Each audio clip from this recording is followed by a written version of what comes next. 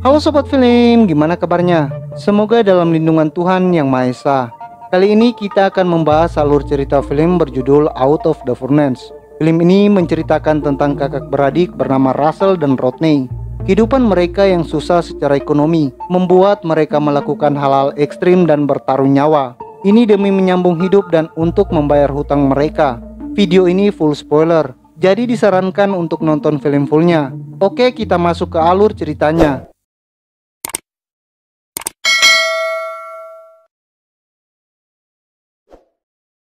Adegan dimulai di tempat pertunjukan film layar lebar.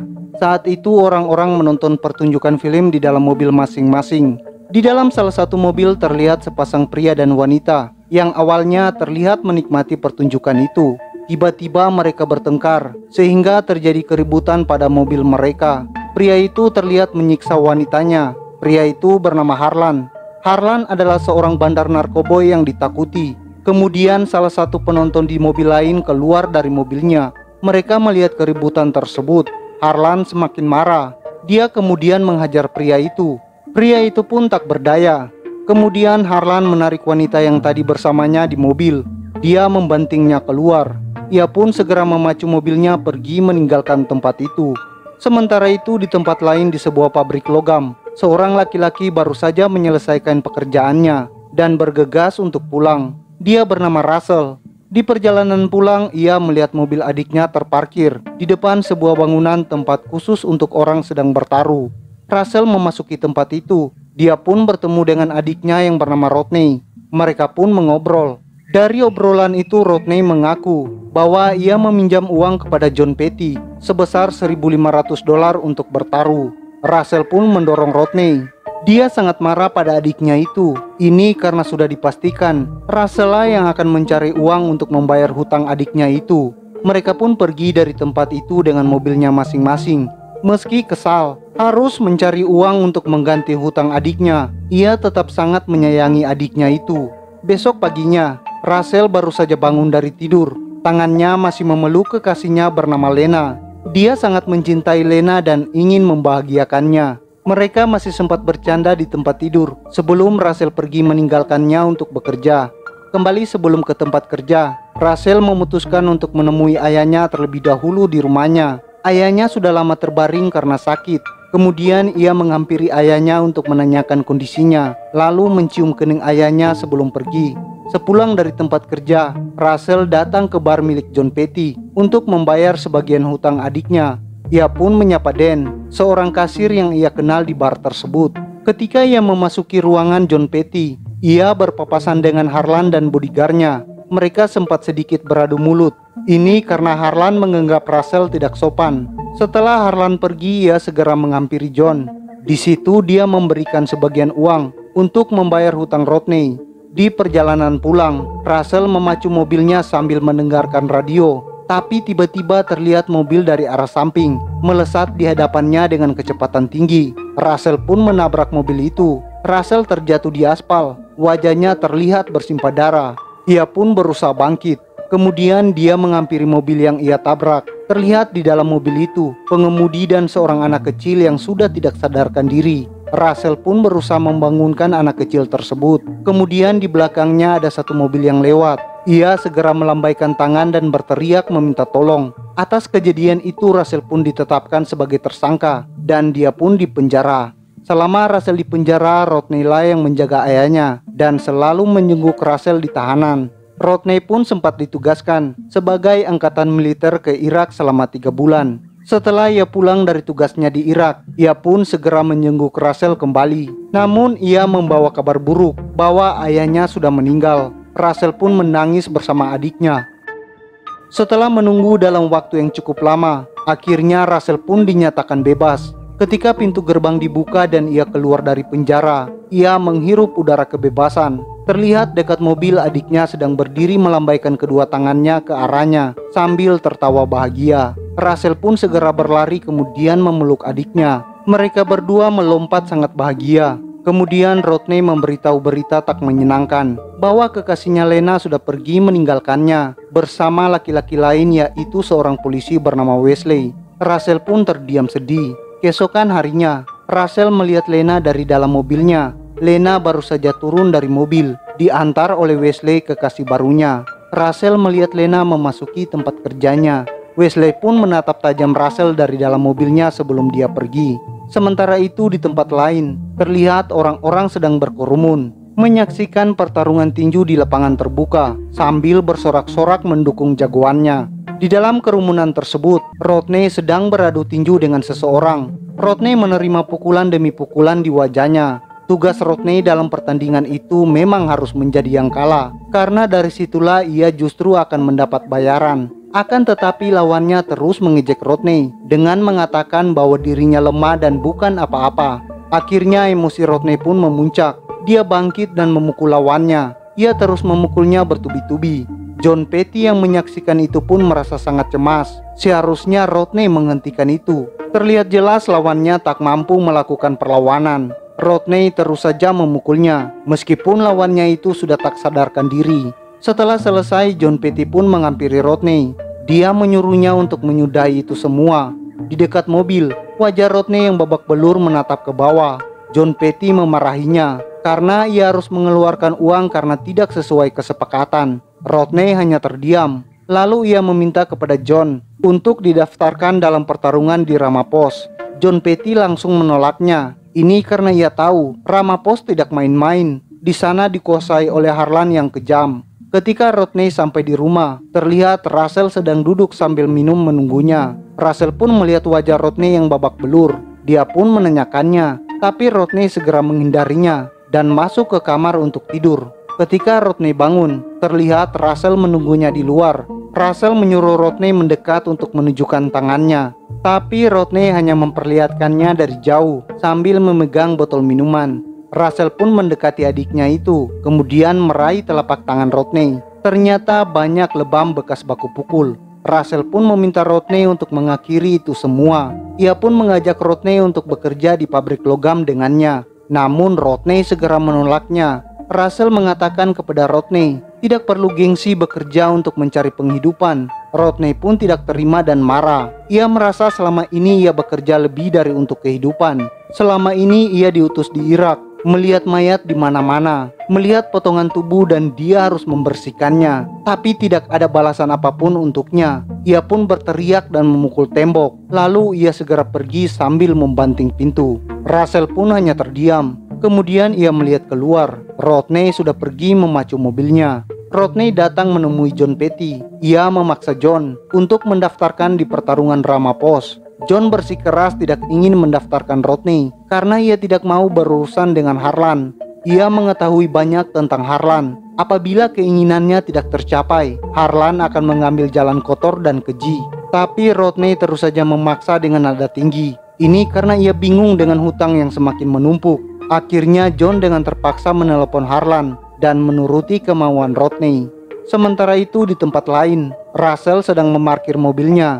Dari dalam mobilnya ia melihat Lena sedang menuntun anak-anak kecil untuk bermain di taman kanak-kanak. Tidak lama kemudian ia turun dari mobilnya. Dia menghampiri Lena di taman bermain itu. Sampai kemudian Lena menyadari. Ia pun menoleh ke arah belakangnya. Mereka pun saling bertatapan. Kemudian mereka berdua pergi ke tempat yang lebih tenang untuk berbicara.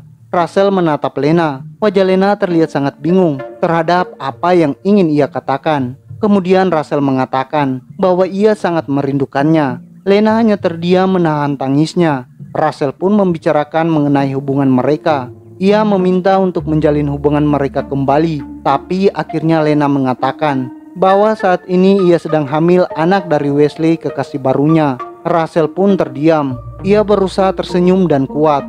Lena menangis lalu meminta maaf. Kemudian ia memeluk Rachel dan segera pergi. Rachel berusaha menahan tangisnya sambil bersandar pada tiang jembatan. Sementara itu Rodney dan Jon dalam perjalanan menuju Ramapos di rumah Harlan. Setelah beberapa waktu mereka pun tiba di rumah Harlan tersebut. Terlihat di dalam, Harlan sedang bermain kartu bersama teman-temannya. Kemudian Jon mengatakan maksud kedatangannya sesuai dengan pembicaraan di telepon. Ia pun memperkenalkan Rodney kepada Harlan. Rodney pun bersikap seolah ia sama sekali tidak takut kepada Harlan. Justru tatapannya menantang Harlan. Harlan pun tertawa sinis sambil memainkan permen lollipop yang ada di mulutnya. Tiba-tiba ia menampar wajah Rodney. Rodney pun langsung terpancing emosinya, tapi John segera menepuk-nepuk bahunya. Harlan hanya tertawa mengejek. Ia mengatakan bahwa ia hanya memeriksa refleks yang dimiliki oleh Rodney. Akhirnya setelah pertemuan itu, Harlan setuju untuk mendaftarkan Rodney untuk bertarung di Ramapos. Tapi dengan syarat, Rodney harus menjadi petarung yang kalah melawan petinju milik Harlan dan tidak mempermalukan nama baik Harlan di depan orang banyak. Pertarungan Rodney pun digelar. Dia mengikat perban pada telapak tangannya. Ia bersiap untuk pertarungan di hari itu. Kemudian Harlan memintanya untuk melepas perban itu dan bertarung hanya dengan tangan kosong. Rodney pun menurutinya. John mengingatkan kepada Rodney untuk melakukan pukulan di awal saja dan tidak terpancing emosi, karena jangan sampai ia mempermalukan Harlan. Pertarungan pun dimulai. Terlihat di awal Rodney yang sangat bersemangat memukul lawannya. Kemudian lawannya pun balik memukulnya sambil meneriakinya dan menghinanya bahwa ia bukanlah apa-apa dan tidak bisa melakukan apapun. Rodney pun emosi. Ia segera memukul balik lawannya secara bertubi-tubi. John pun mulai cemas dengan hal itu. Ia melihat wajah Harlan yang sudah mulai kesal dan panik. Lawan Rodney tidak berdaya. Kemudian John meneriaki Rodney berkali-kali untuk mengingatkannya. Rodney pun segera berusaha membangunkan lawannya. Ia berbicara pelan kepada lawannya untuk memukulnya seperti sungguhan. Lawannya pun bangkit dan memukul Rodney secara bertubi-tubi.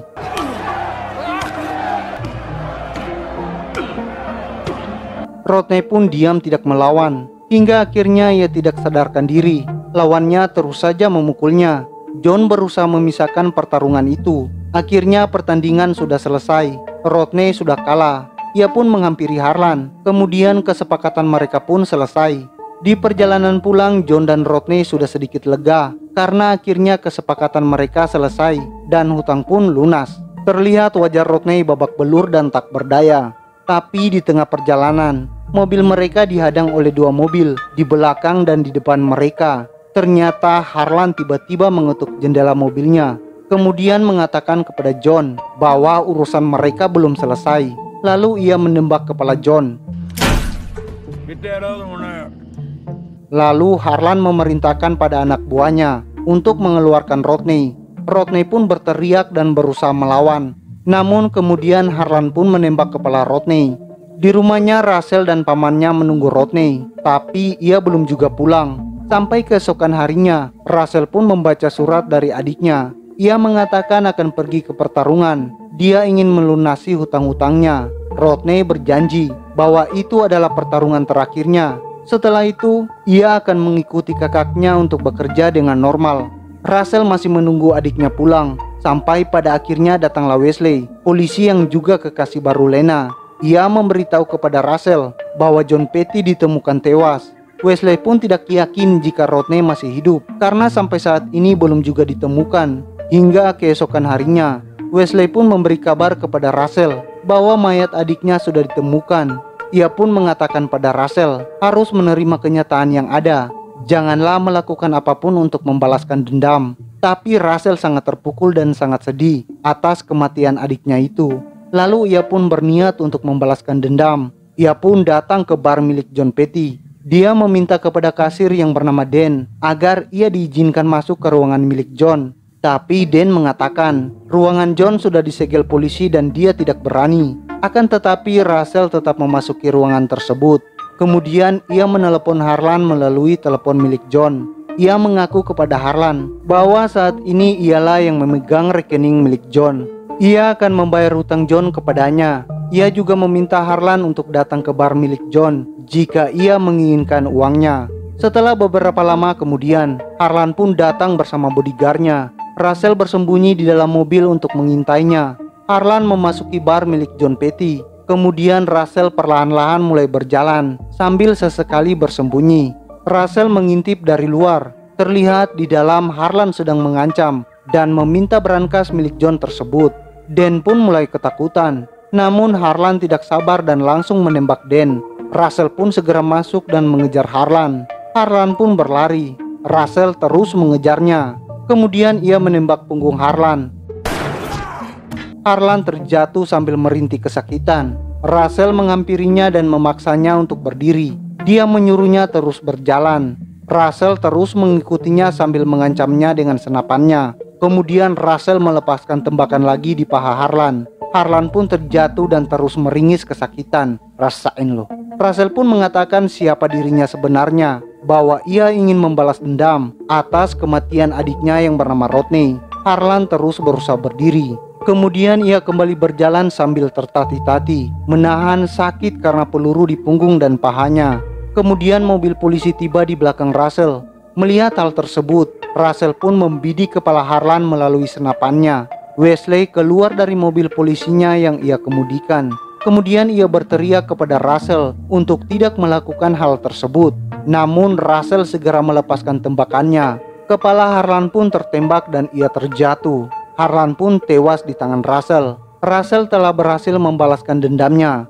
Film pun tamat. Nah, gimana lo ceritanya? Tuntutan ekonomi kadang membuat kita mengambil jalan pintas. Tapi dari film ini kita bisa mendapat pelajaran. Sayangi keluargamu. Jangan pernah berurusan dengan orang jahat. Bekerjalah dengan layak dan halal. Oke, sampai jumpa di alur cerita berikutnya.